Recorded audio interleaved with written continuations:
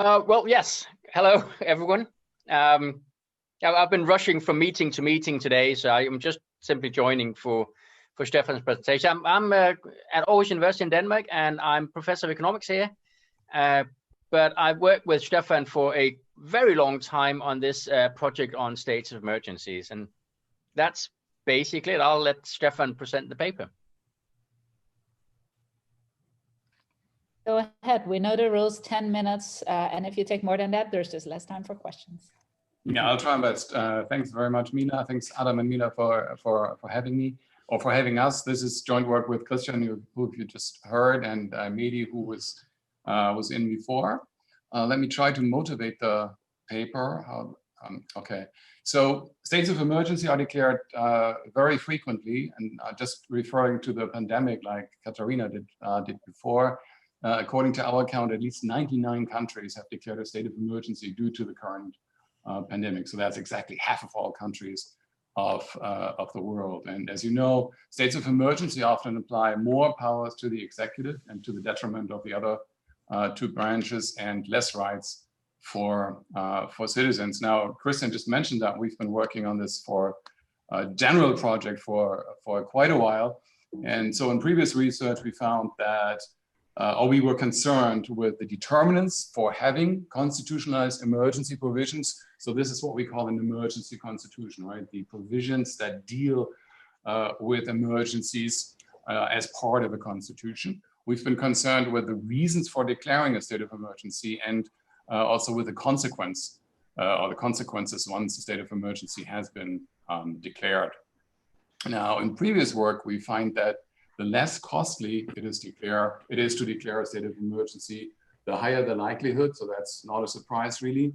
We also find that the more benefits the emergency constitution provides to the government, the less efficient government is dealing with the emergency. So if you want, that's completely in line with political economy expectations.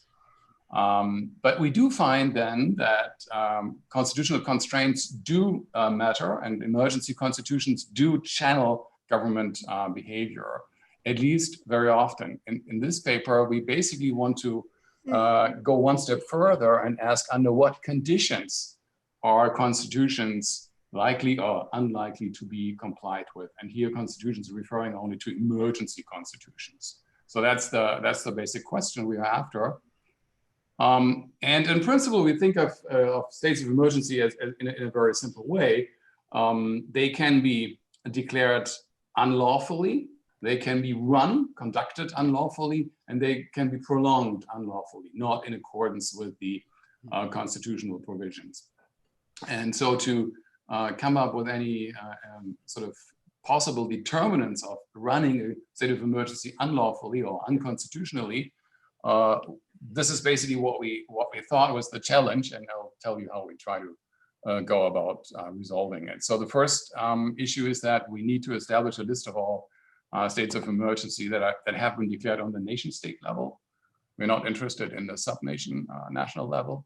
Secondly, to separate the lawful from the unlawful states of emergency, and then thirdly, inquire into the determinants of the unlawful ones. So how did we try to go along here? The list of states of emergencies we basically took from a paper by Hafner, Burton, and co-authors, which we modified and also extended up till 2017. And we tried to do the separation between constitutional and unconstitutional states of emergency by doing the following: by searching in both Factiva and LexisNexis for the combination of state of emergency and unlawful. And in addition, by consulting reports from a number of NGOs, in particular those from Freedom House. And then to get a hold on sort of the unconstitutional prolongation of states of emergency, we checked whether we could find news reports basically describing how a state of emergency was prolonged by parliament or whatever in a particular country. And basically having done all this gave us 115 unlawful emergencies out of a total of 853 emergencies that were declared between 1945 and 2017 on the nation state level. Okay, and here are just a couple of expectations. I know I'm sort of running out of time, so I'm very quick on this. So we basically expect countries that generally do not respect the Constitution not to respect the Constitution once they have declared a state of emergency. We secondly would expect autocrats to be less likely. First of all, we would expect them to be less likely to declare a state of emergency because supposedly they don't get so much extra power. But once they've declared, we would expect them to basically not comply with the constitutional constraints. We would expect that poor countries are less likely to comply, and we would also expect that recession-prone countries would be less likely to comply, simply because politicians are less popular and they might feel that they need to do something to prevent getting kicked out of office. Finally, we expect that domestic turmoil, which we basically confront with natural disasters, are associated with more unconstitutional states of emergency. Now, I will skip this to save some time, but this gives you some sort of overview over our cases here. So we distinguish between democracies and autocracies on the one hand, and between natural disasters and domestic turmoil on the other as a source, as the reason for declaring a state of emergency. The first number that you see is the number of times this has occurred in our data set. And the second number that you see is basically those cases which we deem to have been unconstitutional. What you can see already here is that natural disasters play much less of a role than domestic turmoil with regard to the unconstitutional ones. What you can also see is that that autocracies sort of do somewhat worse than democracies. But this is just by sort of, if you want, eyeballing. So let me go through the results real quick.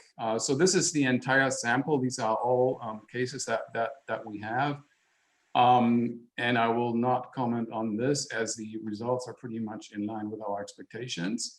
This is democracies only. So I might want to point out this finding on the right column there, that nationalist governments, that is those that are not sort of conventionally left, right, center, but that have an explicit nationalist agenda, seem to be a lot more likely to declare to run an unconstitutional state of emergency.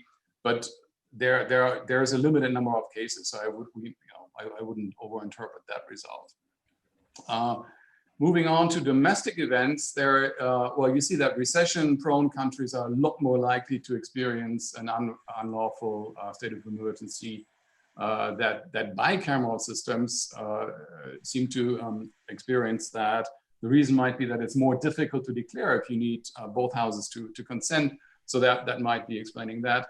Sort of the unexpected result here is the second second column, if you want, which says SOE conditions. So we take that from the Elkins-Ginsburg data set, and it's the number of causes, the number of events that justify the declaration of a state of emergency.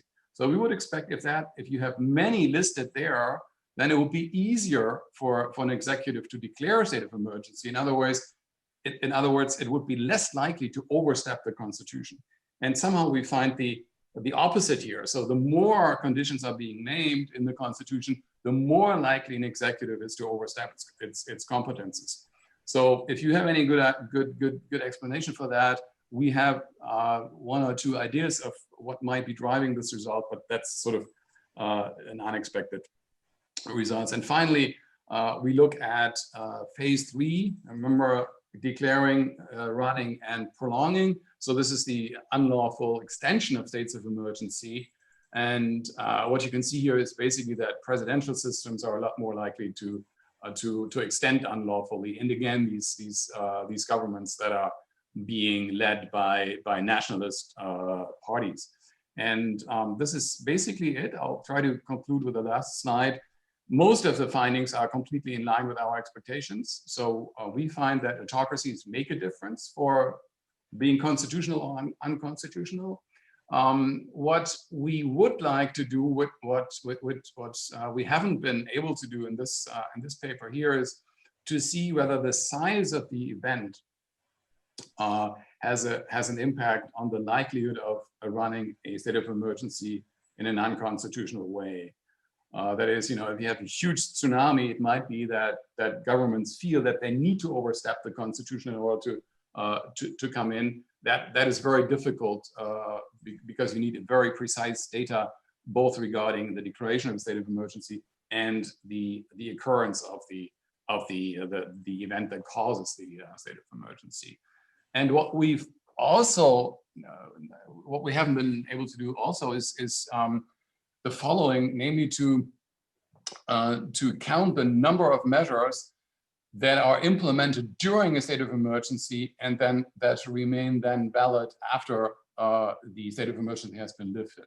I think this would be a highly interesting question, but as you can imagine, the challenge there is in counting and coding all these measures. And that would be particularly interesting because there's a recent paper by Luhrmann and Rooney who basically find that a state of emergencies can sort of be one of the first steps towards democratic backsliding. So this would really be interesting, we believe at least, but it's extremely challenging regarding the collection of the data. And that is it. Thanks. Okay, great. Thank you so much for that. So let's. So I think we have 2 questions right now. So let's again just take questions and then see at the end whether there's time for a response, if that's okay. So I have Kevin, I also see Katarina, I have myself. Maybe Kevin, why don't you start?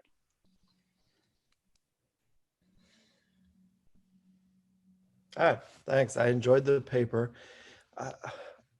When I started reading this, I started thinking about all of the recent emergency powers pursuant to COVID that have happened, not just in this country, but also in other places.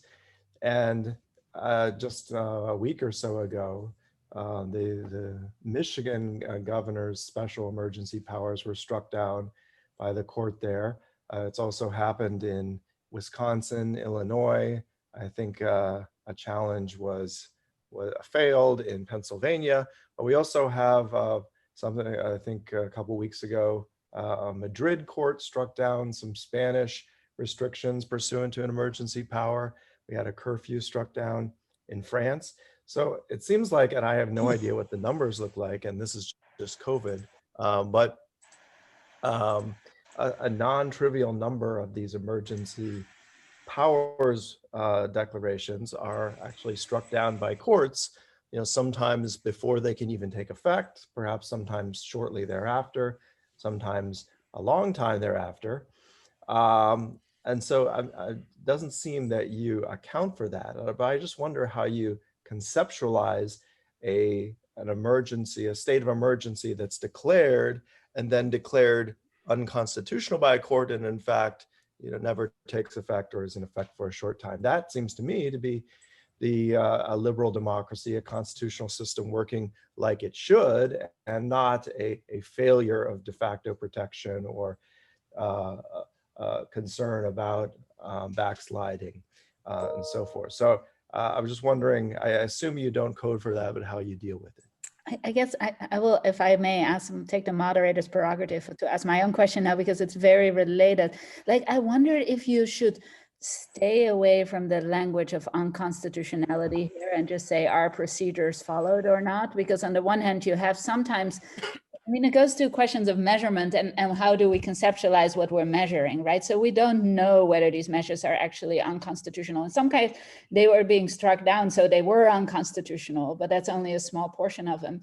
Tom and I have been doing this research and in the context of the pandemic, and we found some courts, examples are in the paper, but that actually said, oh, they are constitutional, even though Parliament wasn't consulted and procedures clearly weren't followed. But here you have a court legitimizing something that seems to be a violation of the constitutional rules, but yet we would call it constitutional because the court said so or not, right? So I think what you're really interested in is, are these procedures, do they seem to be followed?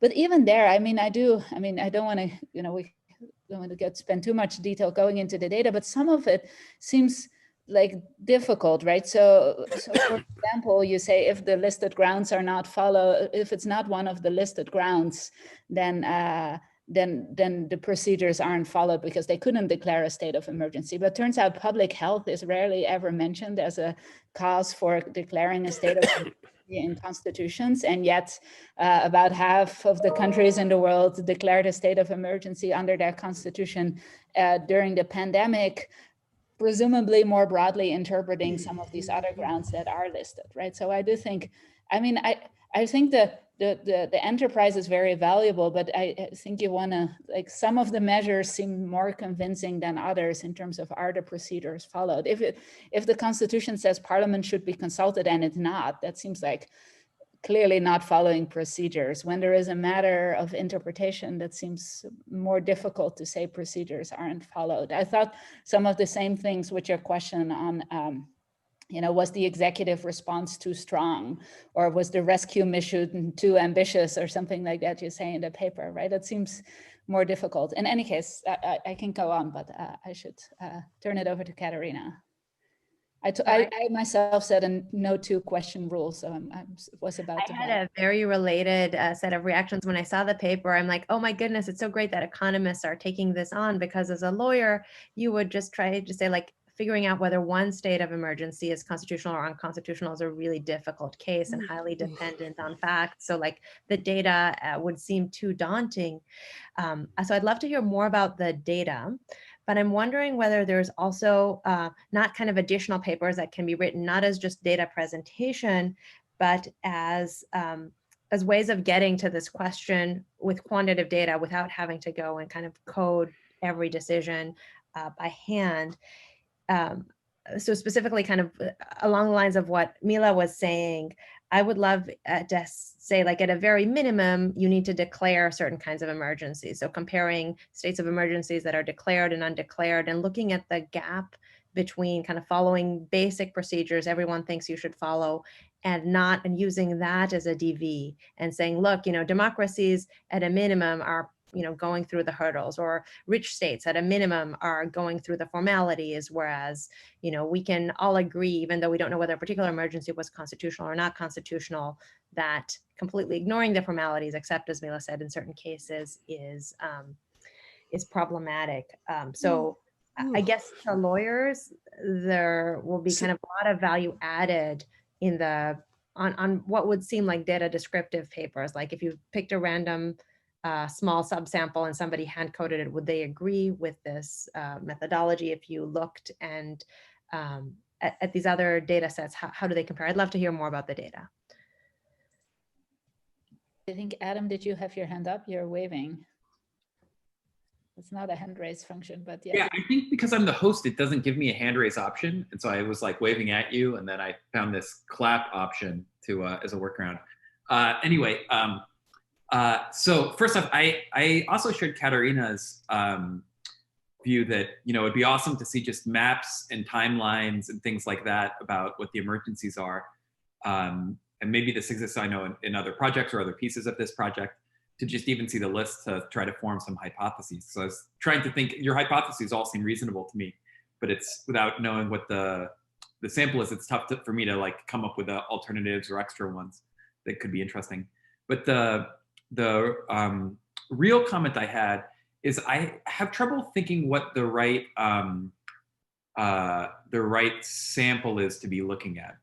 And because the way the paper frames this is like, of these emergencies, what percent are unlawful? And maybe the way to think about it is that the right sample is not the set of emergencies, but like the set of country years. So like what countries call unlawful state of emergencies over time, not conditional on emergencies. Are they more likely to be unlawful by these countries? Because of course there's the unobserved thing is people that choose not to call the emergency or something like that. And so I don't know if your results would be different or just much stronger or the same or whatever if you were to instead just have something like a time series regression where the dependent variable is an unlawful emergency, and then these same sort of covariates, wealth, autocracies, et cetera, to look at them. Are there other questions? I guess then maybe there some room to respond. I mean, oh, Adam, go ahead. Yeah. So the other thing is, this is gets at other people's questions. I was trying to hold myself to the one comment rule. As Katerina got at the what makes something unlawful and how it's coded unlawful seems interesting and important.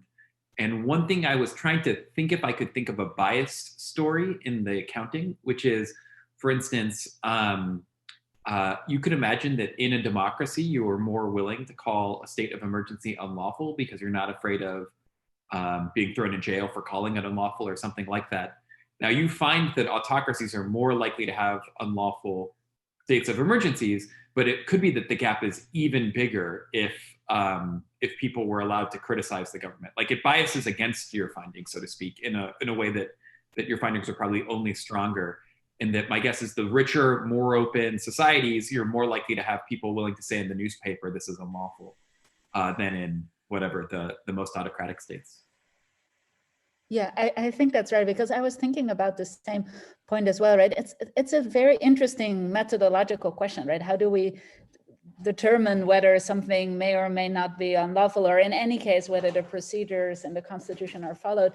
And then, and my first response was like, well, like these liberal NGO, like using, I don't know, in some countries, everything, or if you read some media, everything Trump does is unconstitutional, and if you read other media, nothing that Trump does is unconstitutional, for example. So going by news report, but you don't, and this is partly asking for clarification, right? So going by news reports alone seems kind of problematic in some ways, but you then go in and do your own sort of qualitative assessment, right? Like what is the procedure that was followed or not followed? That seems to be particularly important. I mean, and in some ways I could imagine creating this data set, just going in country by country and just saying, okay, whenever there is an emergency declared, we're going to look at what happened at the time of this emergency and whether these steps were followed, because with skipping the step of whether anybody ever called it unlawful or not. I'm not sure if that would be way more work, but that does seem to eliminate some of the potential bias, I guess.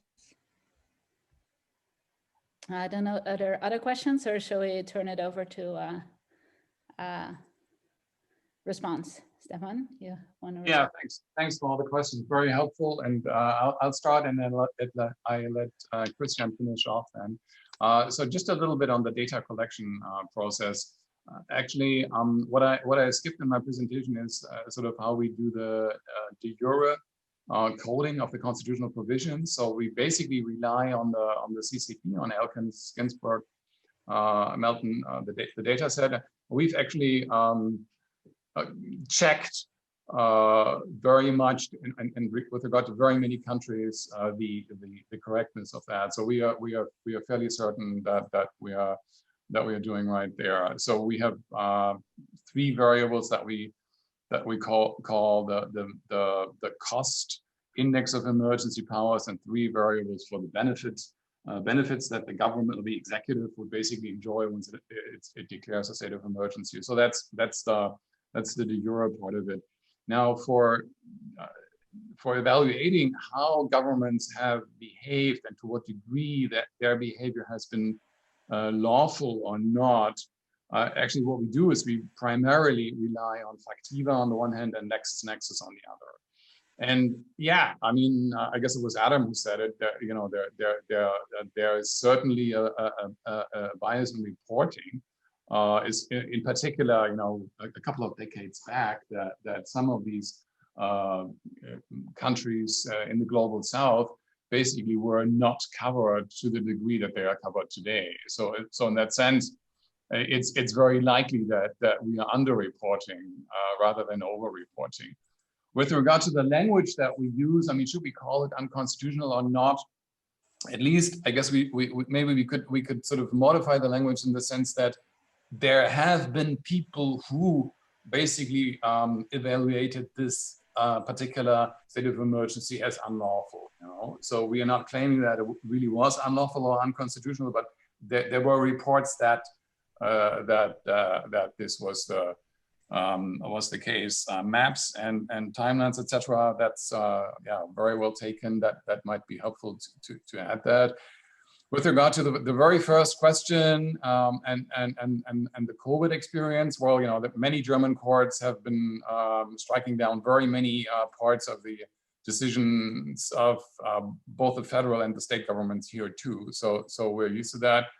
You know, we don't cover COVID in this paper. We have another paper on the reasons why governments declared a state of emergency if they did under the current pandemic.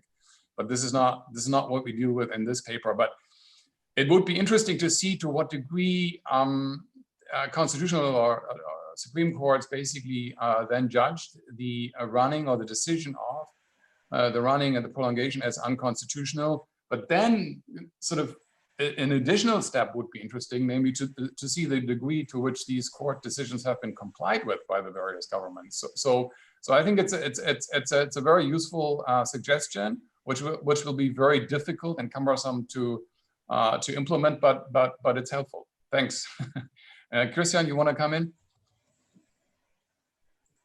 Yeah. Let me just say with the constitutional courts or courts in general, that if we coded things based on what the courts agree on is constitutional or not constitutional, we would just have to have full confidence in for example, the Supreme Courts of Belarus and Zimbabwe.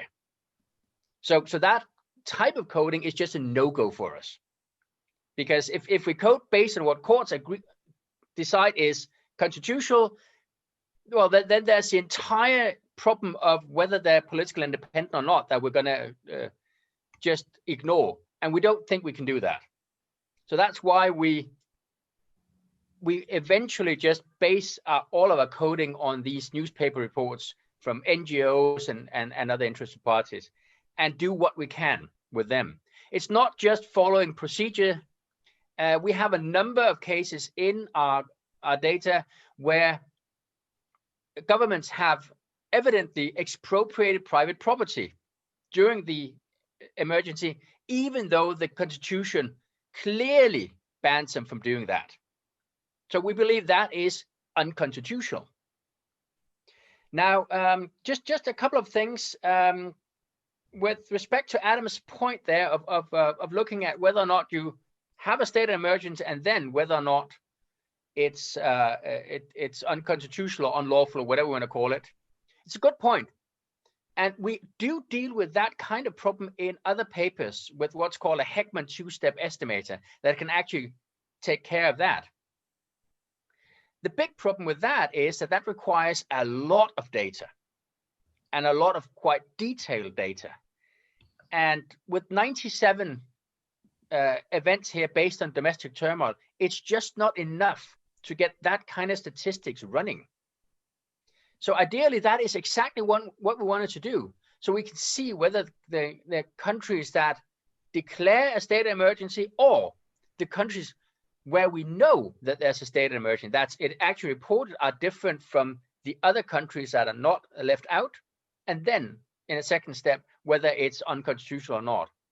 But again, the big problem is that we simply don't have enough data and precise enough data for that to be an option for us. So we are simply going by the second best solution, just to look at whether or not we know there's emergency, and then realize that, well, we are probably underestimating these events in autocracies and back in time. Mm-hmm. But that is, as I think Mila also noted, that is actually something that biases the results against finding anything.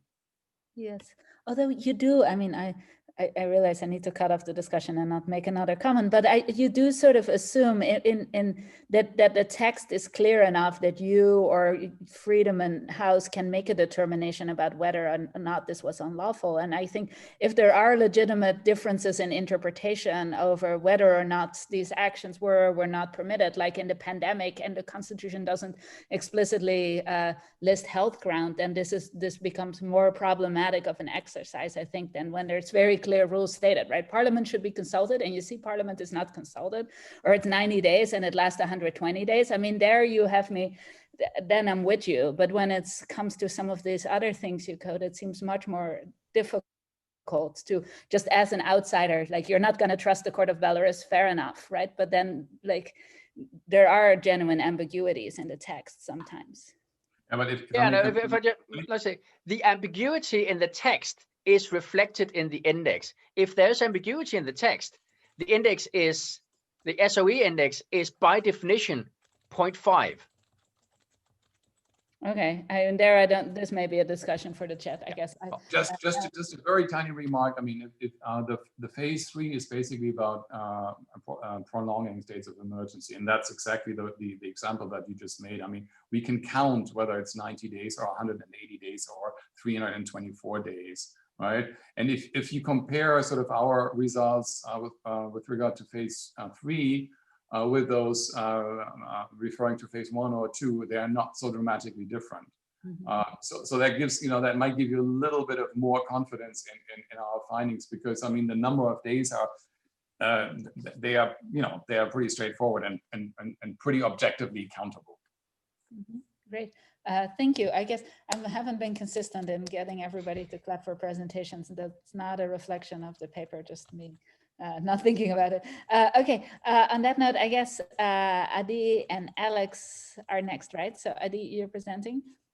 Yes, so let me share the screen with you. Okay, so hopefully you're seeing the slide now, right? Yes, okay. Okay, so this is a joint project with Alex Trimitzer also here. And in this project, we look at the effectiveness of setting aspirational rules and goals. As Mila and Adam discuss in their book, there's been a remarkable proliferation of constitutional rights provided over the past decade. But as they also, and this is taken from the book, but as they also show in the book, when looking at the de facto situation of human rights in countries, the trend appears to be opposite of what we'd expect. We see the countries with less de jure rights, that those include stable democracies, while the countries that have most rights are actually countries from Central, South America, or from the former Eastern Bloc. Now, this, of course, this negative relationship, of course, does not show causation. So we don't know, is it that having more rights in the constitution leads to worse human rights situation, or perhaps it's the opposite. It's that we see this trend to incorporate more rights in recent times, and those are also countries that have kind of less of a strong democratic tradition of human rights, and that's what's driving the correlation. So we can't tell that in observational data, and even if we could show that it's the incorporation of rights that precedes the worse human rights situation, it could be potential mechanisms that are discussed in the literature for that. It's about public servants kind of trading off performance across the different rights because now they have more choices on what to fulfill or not. Is it some sort of an expressive dimension that by including so many rights and more marginal rights, something is diluted in the value of each right? Is it that it's so clear that you're not going to be able to achieve so many things, the public expect less of you to begin with? So it's extremely hard, often impossible, to isolate any one effect, those effects in the field. And that's where, and I know we've been warned by Mila that we're up for a challenge here today, but that is why we think experiments can be useful to identify causation, to identify the particular channels. And I'll say, despite the fact that we were warned, I was actually happy to see in the comments before, in the dialogue between Netta and Alex and Mila in the chat, that Netta wrote in response to the comments that Alex and Mila made, yes, in the paper I discussed the two possibilities. This work cannot disentangle them, but lab experiments can. This is a follow-up project I'm currently brewing. So perhaps we have some chance of convincing you of that, and on the fact that even really sophisticated designs in the field, as we've seen, just end up facing those barriers. And we need the experiments to get at the channels. So Alex will talk more about this in the kind of methodological comment section. Here I want to focus on the experiment that we ran, but that's why we think the abstract experiment, looking at the root of the psychological behavior here, would be useful as a stepping stone to then go to vignettes, possibly more complicated vignettes with specialized subject pools and public servants, not just with students, But first to start in looking at the psychology behind it. So what do we in this experiment? So we wanted to create a very abstract setting that involves the main elements of what happens to behavior when setting too aspirational and not realistic goals. And for that purpose, we asked participants to perform 3 real efforts tasks. They're all tasks that require no special skill, only effort. And we asked them to count how often, so one was to count how often the digit 1 appeared in this table of digits, to transliterate words from the Greek to Latin alphabet, to find letters on a page, the location of a letter, and to simulate the conditions that are more similar to those of public officials. All participants get paid a flat fee, regardless of their performance, and different third parties were the beneficiaries of their performance on the task. For every screen they completed, someone else got 10 cents. And it was different recipients for each task, so they don't trade off performance across the dimensions. They all practice the task, then they need to decide if they want to participate in the experiment and agree to perform to the extent requested of them. And if they did participate, they were randomly assigned to one of 2 main treatments, where the difference between the realistic and the aspirational goal is only in the goal set for the first task, for the tables task, whether they're asked to count 10 screens or 50 screens, while the goals for the other 2 tasks are held constant. And we test for the effect of asking for the aspirational goal in one task on performance in all 3 tasks. But before showing you how behavior looked like, one additional thing we did was at the end of the experiment to also solicit their first and second order beliefs regarding performance levels.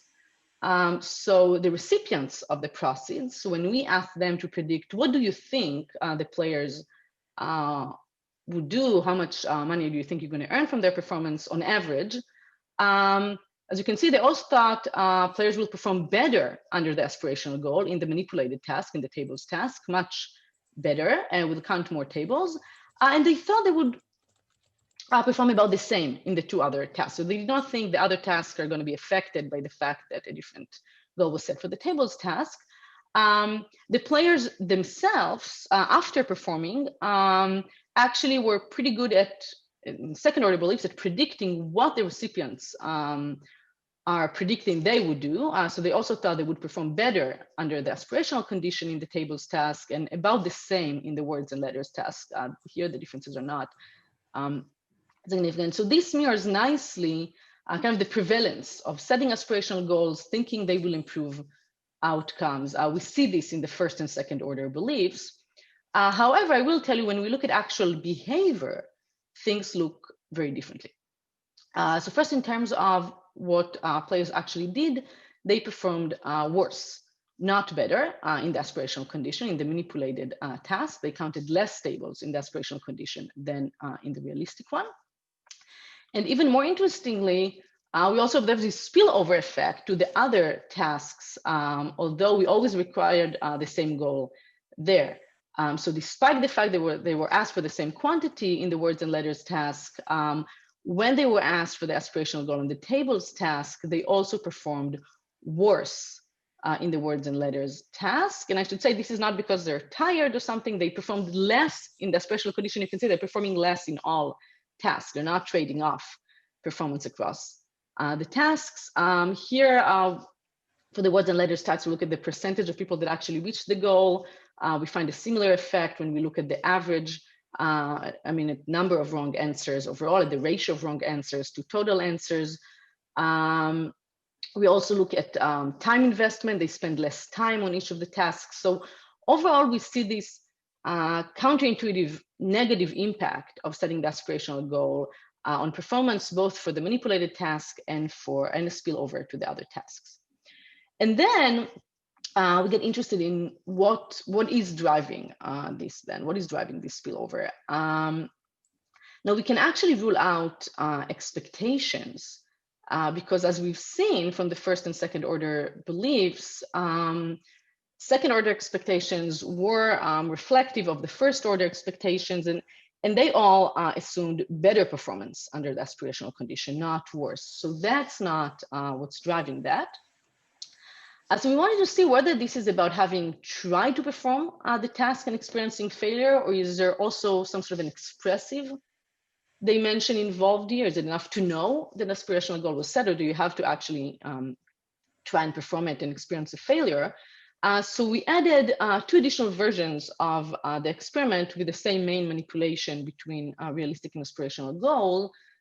One in which we changed the order of the tasks. So now the manipulated task came second, not first, and we could look whether there's still a spillover effect to the previous task that comes before it.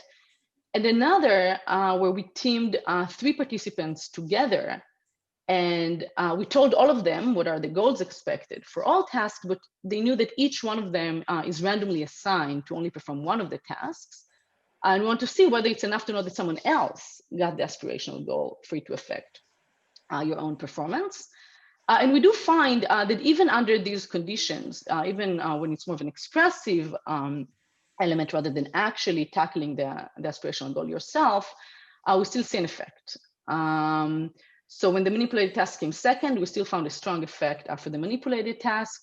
But we also continue to find the spillover effect, or maybe spill forward, or kind of an anticipatory spillover to the words task that now came before they even tried to work on the tables task. We also find the same thing for the letters task. And even in the 3 players setup, when different players are performing each one of the tasks, we see the effect for the manipulated task, but we also see an effect for the letters task. So we also see it spilled over to one of the tasks. We can talk about what we think the difference between the tasks here was in the Q&A if people are interested. But the fact that we document those kind of effects actually suggest that it's not just about the individual motivation. It's not just having to experience or anticipate failure or know that you've been tasked with this. It's enough. So it suggests there's some sort of an expressive dimension here as well, that by setting an aspirational goal, maybe we're kind of diluting the bundle as a whole. Even when we know someone else is performing it, there's still this negative spillover because the entire bundle perhaps is now taken less seriously. So just to summarize, because I say I'm kind of at the end of my time, so we think in this setup, right, of using the abstract experiment, we can get a better grasp at the effects and the mechanisms. So we can see that setting aspirational goals can be actually counterproductive on the dimension on which a goal is set. We can see there is also a spillover effect potentially to other dimensions, even an anticipatory spillover. And that part of the explanation here is probably also involves some sort of an expressive dimension and not just actually having to perform on the aspirational rules. And we said, I thought that was very interesting, that the first and second order expectations don't reflect these findings. Even the people, and I should say maybe for the second order expectations, those are the people that have now performed less and still anticipate they're going to be expected to perform more. Right, those are the second order expectations after they play the game. And this tension can perhaps explain, I mean, this could be relevant, I think, to what I started with, to the maybe the negative relationship between the UN and de facto constitutional rights, or at least give us one more possible channel to try and look at those questions of causality, of mechanisms in the abstract, to understand just the existence of which psychological elements and not. And it could also be relevant to other areas that are kind of close to constitutional law, for example, international treaties. So think about the Paris agreements when they were signed. Kind of a big question was, should we set the goal of limiting global warming to 1.5 degrees Celsius or 2 degrees Celsius? And the rationale there was that the more aspirational we set the goal, the more improvement we'll see. Of course, if there is a negative unintended effect to being too aspirational, then that's something that's useful to know. And if even the people who experience the negative effect on behavior still kind of expect the rules to yield higher performance or to yield expectations of higher performance, this can explain maybe some of the tension of why we see such wide use in kind of incorporating rights and in setting aspirational rules, despite maybe their limited effectiveness. So with that, I'll conclude because I think I'm already 2 minutes over time, and I'd love to hear your comments. Great. I want to add one little point, that in the Paris Climate Change Agreement, there was this discussion to set the goal at the more ambitious 1.5 degree goal above the pre-industrial average. but it was precisely that argument. So people were actually quite, you could say, quite sophisticated, that should be the goal, but the goal that would be that would be legally binding in some way would be the 2%, the 2-degree goal, and so I think that what we found provides some justification for that strategy. Great, thank you so much, guys. And I'll see if there's questions. Let me just start with a comment, I guess, as somebody who's likes to think that there is application of lab experiments in constitutional law, right? If I may, like, this always makes me think about the Constitution of Ecuador, right? The Constitution of Ecuador has by far the most rights in the world, and it's very aspirational. And what you're saying about a document like this, potentially, right? If I may just infer from your lab to a constitutional setting, is that, okay, the fact that there is free, nutritious food for everybody, which is in itself aspirational, that's officials are going to perform less well on that, but also on the prohibition of torture, because the whole document is aspirational, right? And then at the time you're drafting the document, nobody really sees that coming, because don't think as a nation that we're setting ourselves up for failure by writing a very ambitious aspirational constitution, right? So I do think, like, there are these ways we can think about, like Adam and I start our book with this correlation, or no, actually that was a last draft of the book. That's not actually, it never ended up in print, but we had this correlation between the more rights you have in the Constitution, the worse your performance, right? So this is really like allows you to get at the mechanisms in a lab, which I think is great, but also challenging, right? So I'd love to hear what I know this project very well, so I'm not gonna comment on some of the details, but I'd love to hear what people think. Adam? Yeah, so I think that it's possible that there's multiple different ways to think about aspirational. Now, or Alex was just ending on the idea of the climate accord, where you set some target that feels just really far away.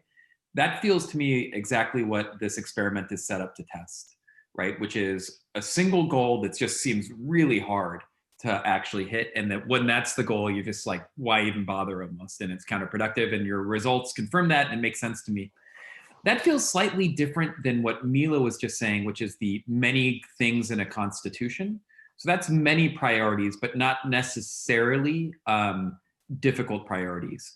So for instance, like I know you guys quote Eric's book, and Eric's book is not super clear on this. He like there's a lot of conceptual slippage, but I think what he has this idea he calls the hypertrophy of rights, which is once you call everything a right, the word sort of loses content. And that feels a little different than it being hard to achieve. It's like more like you're just starting labeling, they might all be achievable things, but that just doesn't feel special anymore or something like that. So there's a difference between like many priorities and one very high priority. And then another thing that you might think of, a difference between aspirational as like one very hard priority and realistic versus unrealistic. Or I don't know the way to explain this last one. So for instance, I could imagine in the United States thinking that universal healthcare or something like that would be difficult to achieve, but we should be able to. Whereas like us stop driving our cars is just out of the question. And so people might have views on within things that are hard to achieve, things that we should be able to and things that are out of the question or something like that. And so universal healthcare might be aspirational in the US, but something that we aspire to and think is possible. And like cutting all carbon emissions might just be like, feel like a fool's errand or something. And I don't know how to differentiate these categories, but one is many priorities, one is a very high goal, another is a goal that is hard, but we think is achievable, et cetera. And anyway, I'm now rambling. I'll stop. May I briefly say something on this? I think we actually compare ambitious, realistic goals with unrealistic, ambitious goals. So in some way, that might be a little confusion, because you could say even the goal that we set on the realistic goal was actually a stretching goal. So you could say it was an aspirational goal. And I think healthcare is probably a stretching goal for the US. It's not an aspirational, unrealistic goal. That's a good point. Yeah. Mark has a question. Mark, you're muted. I found this really interesting, of course. I was struck in the exposition, and it's not a criticism, that this experiment is in some important sense organizational. That is, these are just people who are brought in and asked to do these tasks. Where in the world of constitutionalism, there's a whole array of, call them institutions / organizations surrounding the performance of the task. And that might have some effect. So, I'm not an experimentalist, but the things that occurred to me would be, putting aside whether you can prove this, doing an iteration in which there's somebody sitting next to the person saying, yes, you can do this, or yes, you ought to do this. You remember, you committed yourself to doing this, or the person who just finished, just walked out of the room, inform them. The person who just walked out of the room got 90% of the way to the aspirational task. Just to see what, it's not quite an organization, but to see what providing some context to the actor might do in terms of performance. Yeah. Okay. Yes. Take questions first, guys, because sorry. Okay, you want to do all the questions first? Yeah. Then you can respond to all of them. Yeah. We have Kevin and then Netta. My question, comment was very similar to Adam's. It just, and I think you mostly answered it, but it seems inevitable that there is an optimal level of effort that can be produced in people that exists beyond the mean level of effort they would achieve without any goal, but which is before this, what you, I guess, call a breaking point, right? This optimal stretching point. So I wasn't clear from the presentation. I know I've heard this paper before and commented on it. I know, but you've made some tweaks, whether you're able to identify that point or whether you're concluding that, any aspiration is counterproductive. Sorry, now I'm muted. Neda? Thanks. So I also heard this paper before and talked about it with at least Adi. So my comment might repeat itself to some extent, but I think maybe it's important because I keep having this issue whenever I hear and read this paper. So I think my comment is somewhat conceptual. I think that for me, aspirational goals is a really important topic, but I'm having trouble conciliating aspirational goals and the experimental task. So I think some of it is about external validity, maybe, and Mark Tashnet was trying to offer settings that might be more similar to how we think about aspirational goals.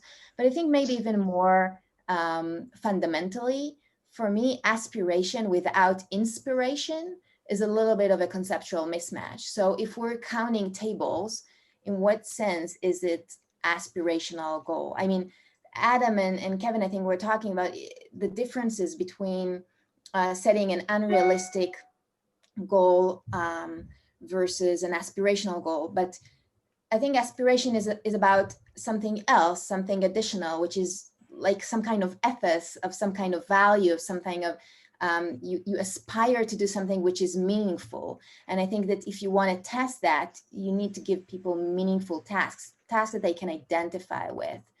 Otherwise, I think there is an important contribution here, but it's not about aspirational goals, at least not as I conceptualize them.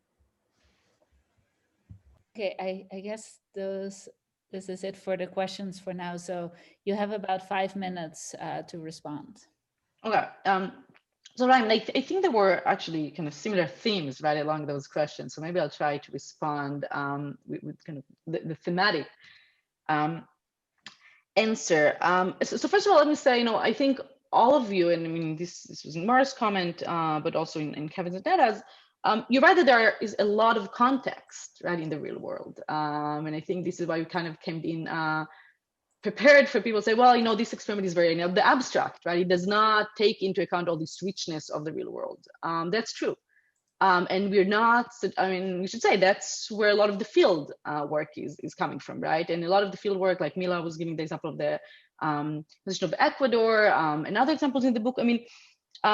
We know, we see trends that are kind of in line with some of those theories. So we know even in context in the real world, we kind of observe those things. It's not that you hear this and like, oh, this is completely impossible because we can't come up with even a single example of this happening. We actually can come up with a lot of examples of this happening in constitutions and in other areas of public law.